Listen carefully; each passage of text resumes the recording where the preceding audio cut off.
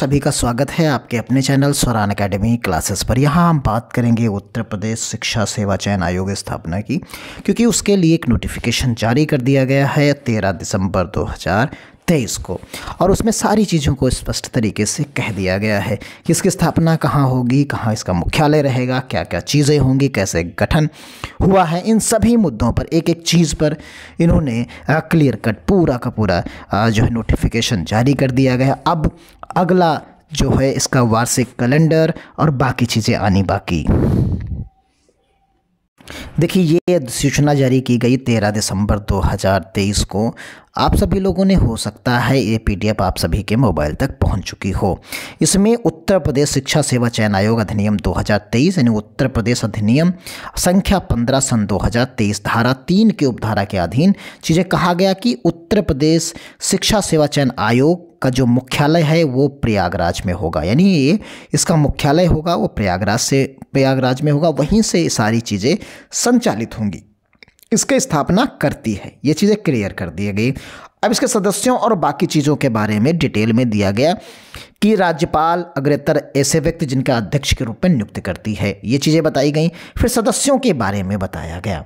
तो ये सब चीज़ें हो गई। इससे अभ्यर्थियों को बहुत ज़्यादा लेना देना नहीं होता। मुख्य बातें होती हैं कि क्या क्या चीज़ें उसमें बदलाव किए गए, क्या चीज़ें उसमें उनके लिए आवश्यक है। क्या पहले वो सुपर टेट देते थे, अब वो क्या देंगे, क्या इंटरव्यू भी उसमें इंक्लूड हो जाएगा। तो इस तरीके की चीज़ें जो हैं बहुत महत्वपूर्ण रखती हैं। इसी के संदर्भ में एक दूसरी सूचना जो है यहाँ पर आई। देखिए, इसमें नियमावली की बात की गई कि जो नियमावली होगी वो नियमावली यहाँ पर कहलाएगी उत्तर प्रदेश शिक्षा सेवा चयन आयोग नियमावली 2023। इसमें अध्याय 1 में प्रारंभिक बात की गई कि संक्षिप्त नाम और प्रारंभ नाम क्या कहलाएगा उसके बारे में, क्योंकि सबसे इंपॉर्टेंट चीज़ ये है कि इसका नाम उत्तर प्रदेश शिक्षा सेवा चयन आयोग नियमावली 2023 कही जाएगी। इसकी परिभाषा डिसाइड की गई, उसकी परीक्षा, और यहाँ पर हर एक वर्ड का मतलब समझाया गया कि किससे क्या मतलब होगा। अब देखिए, भर्ती किन किन चीज़ों की हो सकती है इस आयोग के तहत, तो उसकी बात समझिए। कहा गया समिति का तात्पर्य जो आपका होगा वो आयोग का या अध्यक्ष द्वारा सदस्यों को गठित करने की गई। परीक्षा का तात्पर्य यहाँ पर होगा अध्यापक या अनुदेशक के चयन हेतु संचालित परीक्षा। यानी अगर ये परीक्षा का नाम लेते हैं तो यानी वो अध्यापक भर्ती होगी या अनुदेशक भर्ती होगी। इस तरीके से अब अध्यापक भर्ती में भी कई सारी चीज़ें आपके सामने निकल कर आती हैं, उनको आप समझ लीजिए। यहीं पर हम आपको थोड़ा सा एक्सप्लेन कर देते हैं। अध्यापक में जो उत्तर प्रदेश की अगर हम बात करते हैं तो इसमें कक्षा 1 से यानी जो है प्राइमरी विंग की हो गई, और एक आपके उच्च प्राथमिक विद्यालय की भर्तियां हो गई, जिसको आप दूसरी भाषा में भी आप कह सकते हैं कि ये टीजीटी हो गई, पीजीटी हो गई, और इसके अलावा आपकी हो जाती है जो महाविद्यालयों की जो उच्च शिक्षा है उसके तहत हो गए। तो ये 4 तरीके के लगभग पैटर्न्स इसमें बनेंगे परीक्षाओं के। उन सभी अध्यापक की बात यहाँ पर की जा रही है। तो यहाँ पर अब इसके लिए टेट अलग, इसके लिए टेट अलग होता आया है, इसके लिए टेट और इसके लिए भी पात्रता, यानी सभी के लिए, क्योंकि ये चीज़ें जो यहाँ पर गठित होंगी ये NEP, आप समझ लीजिए NEP 2020 के तहत कहा गया कि हर शिक्षक भर्ती चाहे जिस वर्ग का हो उसमें सभी में टेट यानी पात्रता परीक्षा, टीचर एलिजिबिलिटी टेस्ट आयोजित किया जाएगा। तो ये इस पर भी बात होगी। अब ये कौन कराएगा, अभी आप सभी लोग जानते थे, अभी जो है आपका जो NEP कराता था, अब यहाँ पर जो है आपने देखा होगा कि उत्तर प्रदेश में जो है यूपी में जो टेट होता था वो PNP जो है कराता था। अब ये नहीं कराएगा, अब इससे किसी चीज़ का लेना देना नहीं रहेगा। ये आयोग अब सिर्फ DLED कराएगा और उन्हीं बच्चों के प्रशिक्षण पर बात करेगा। बाकी जितनी भी शिक्षक भर्ती होगी अब इस आयोग के तहत ही होगी, जो कि आपका आयोग है उत्तर प्रदेश शिक्षा सेवा चयन आयोग। इसी के तहत सारी भर्तियां होंगी। जैसे आप UPPSC देखते हैं, जैसे उत्तर प्रदेश में UPPSC है या UPSSC है, इसी तरीके से अब आपका ये एक आयोग बन गया है। जैसे इनका वार्षिक कैलेंडर कैलेंडर आता है, ऐसे ही अब इस आयोग का भी शिक्षक भर्ती को लेकर कि कब आपकी टेट होगा, कब आपका अग्रिम वैकेंसी कब आएगी, कब उसका चयन होगा, क्या चीज़ें होंगी, इन सभी का विस्तृत जानकारी आएगी। अब इसमें आगे आइए बढ़ते हैं। अब यहाँ पर चयन और मानदंड की प्रक्रिया के बारे में भी बात की गई।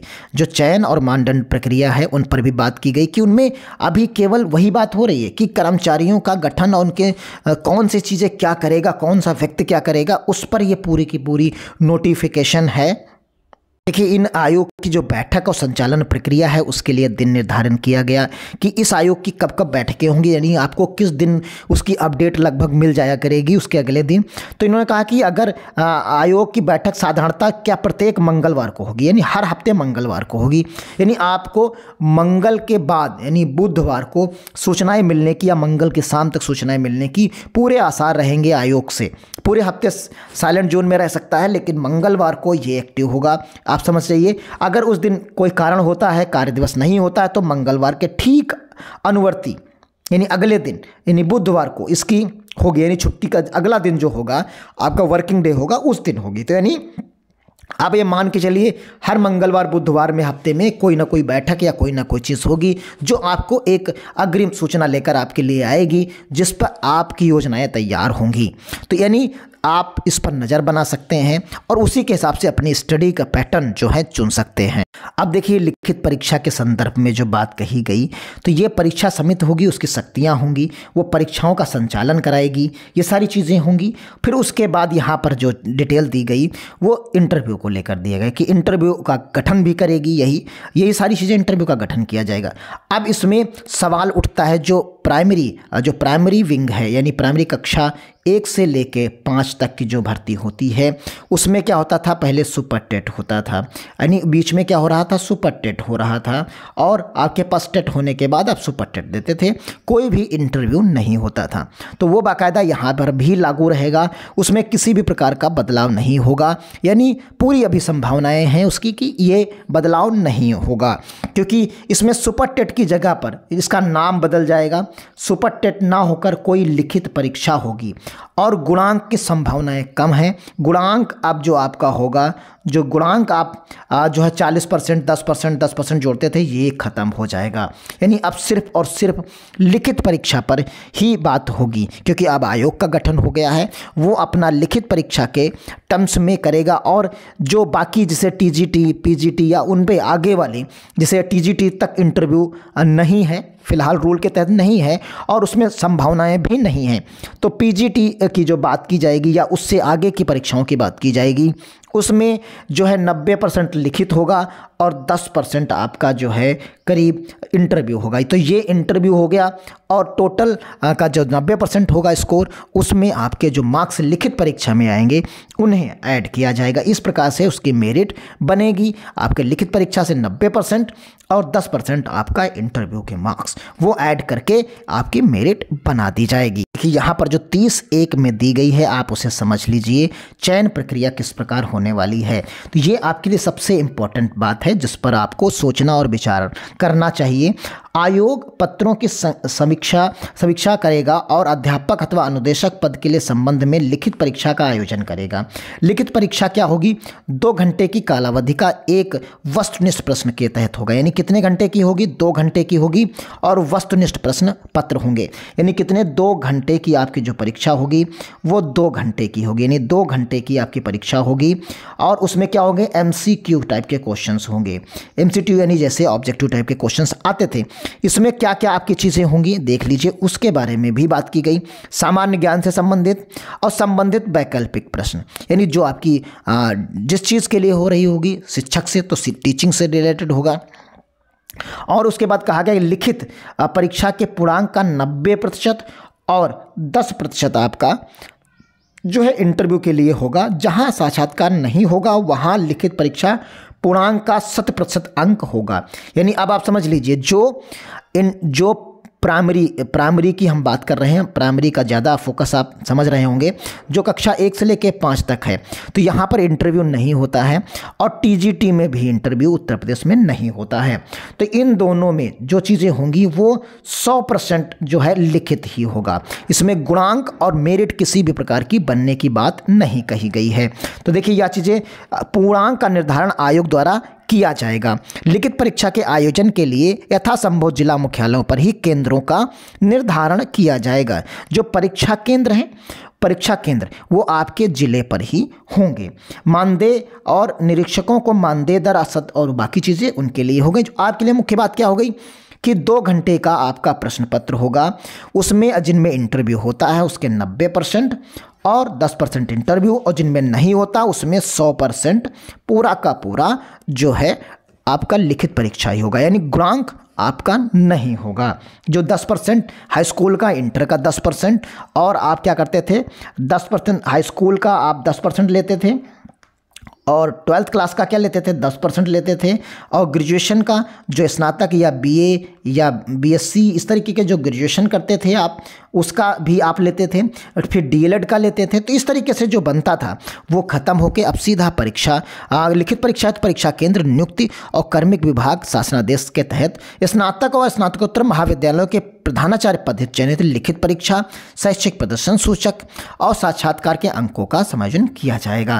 तो यानी आयोग उत्तर पुस्तिकाओं का मूल्यांकन आयोग द्वारा नियुक्त किए परीक्षक या कंप्यूटर द्वारा कराया जाएगा, और जहां साक्षात्कार के लिए आना जाना आवश्यक है वहां साक्षात्कार के लिए 10% अंक रखे जाएंगे, और साक्षात्कार अंक के लिए मार्गदर्शन सिद्धांत का होगा, यानी मार्गदर्शी सिद्धांत का होगा, और सामान्य ज्ञान और व्यक्तिगत जो है परीक्षण और अभिव्यक्ति की योग्यता चेक की जाएगी।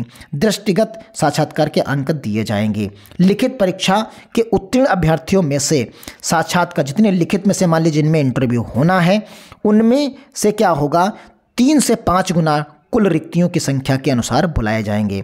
यानी अगर आप मान लीजिए 3 जो है मान लीजिए आपके पास 100 पद हैं, 100 पदों पर कोई भर्ती हो रही है, उदाहरण पर ये 100 पद हैं और इंटरव्यू आपके लिए जो है वहाँ पर होना है, तो लिखित परीक्षा जब हो जाएगी तो इससे केवल 300 से 500 लोग ही सेलेक्ट होंगे इंटरव्यू के लिए। उनमें से ये जो है 100 लोग चुन लिए जाएंगे, यानी लिखित परीक्षा जो शॉर्ट लिस्ट किए जाएंगे वो 100 के सापेक्ष 3 से 5 गुना, तो यानी 300 से 500 लोग ही चुने जाएंगे।